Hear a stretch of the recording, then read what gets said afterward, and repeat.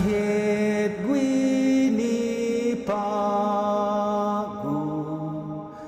Hafadai, inanu si Jeremy Cepeda.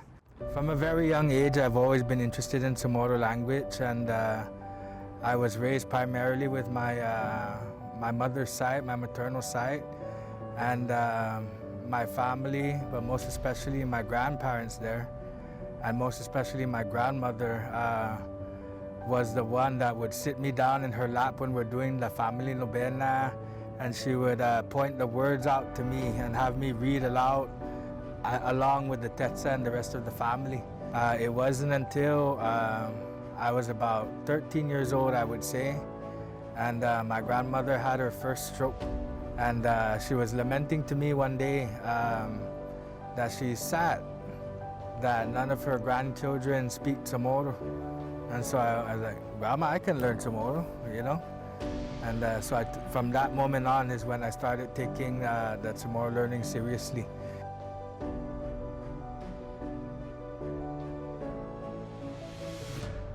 Like the first song I ever composed, the tune came to me after a prayer. There were tunes I was playing around with, but nothing quite definitive enough that, you know, I liked.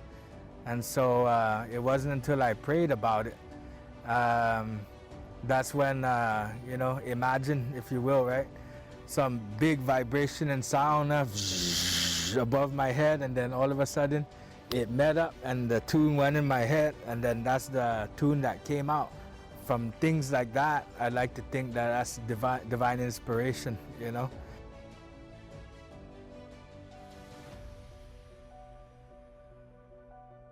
You know, I guess one would say the passion or the drive to do so. And inclusive of the passion and the drive, you have to have your reasons why you want to do it, right? That's what drives what is the drive, right? What is the passion? What moves you to do it? Why are you doing it?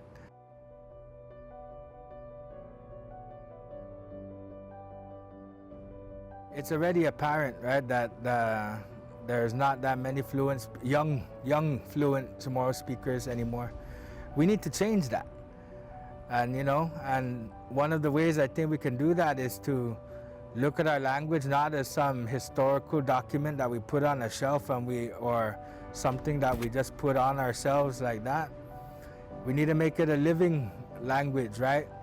So historical stuff and everything, but also have room to learn the language well enough so we can innovate and create.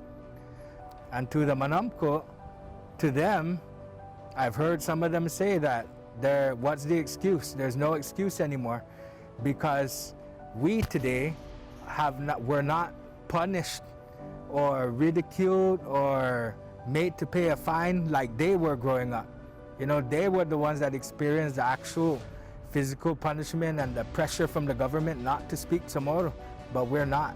So you see, you have two ends of the spectrum. The young ones saying they didn't learn because no one taught them, and the old people saying that there's no excuse. We have to figure out what is the problem there in between to bridge that gap and fix it so that no one side is against the other. We can figure out a way to help one another better. Untitled Chapter, si Jeremy Cepeda, da sumen magubzo na sumana zo gwini na programa i KUAM Care Force. Tatati.